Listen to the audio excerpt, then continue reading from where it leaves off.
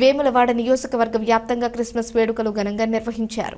పలు ప్రార్థనా మందిరాల్లో జరిగిన వేడుకల్లో రాష్ట్ర ప్రభుత్వ విప్ వేములవాడ ఎమ్మెల్యే ఆది శ్రీనివాస్ పాల్గొని ప్రత్యేక ప్రార్థనలు చేశారు. ఈ సందర్భంగా కేక్ కట్ చేసి ప్రజలకు క్రిస్మస్ శుభాకాంక్షలు తెలిపారు. ప్రపంచ వ్యాప్తంగా క్రిస్మస్ పర్వదినాన్ని భక్తి శ్రద్ధలతో జరుపుకుంటోన్న సందర్భంగా యేసు ప్రభువు ఆశీస్సులతో లోక కళ్యాణం జరిగి ప్రజలందరూ సంతోషంగా ఉండాలని ఆయన ఆకాంక్షించారు.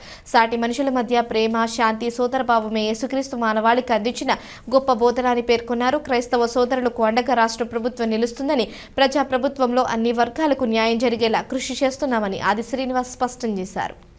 ఉదయకాలమున ప్రపంచంలో అధికారం పెట్టారు. ఎంతో సంతోషకరం ప్రభువా.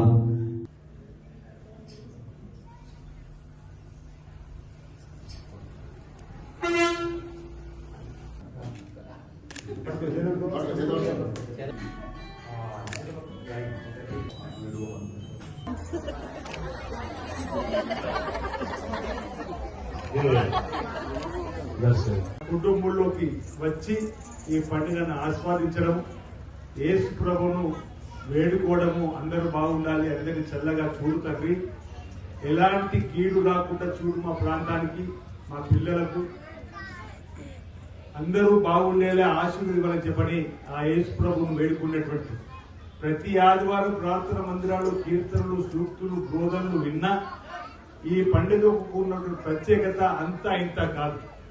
ఈ క్రిస్మస్ సంబంధించి కూడా రాష్ట్ర ప్రభుత్వం ఒక ప్రత్యేకత కోణంలో యేసు ప్రభు జన్మించినటువంటి డిసెంబర్ 25వ తేదీ జరిగేటువంటి పండుగ కూడా హైదరాబాద్ స్టేడియంలో కూడా మినీ క్రిస్మస్, సెమీ క్రిస్మస్ పేరిట విందునిచ్చే కార్యక్రమాన్ని వేములవాడ నియోజకవర్గ కేంద్రంలో, సిరిసిల్ల నియోజకవర్గ కేంద్రంలో కూడా, మండల కేంద్రాల్లో కూడా పాస్టర్లందరినీ కూడా, పెద్దలందరినీ కూడా, క్రైస్తవ పెద్దలు పిలిచి విందు భోజనానికి ఇచ్చే సందర్భంలో ఈసారి మనకు ఈ 3 గ్రంథాలలో చూసిన అన్నింటి లక్ష్యం ఒకటే, అందరూ బాగుండాలి, అందులో మనం ఉండాలి, స్వామివారి ఆశీస్సు, దేవుడి ఆశీస్సు మనకు అందరికి అందాలని.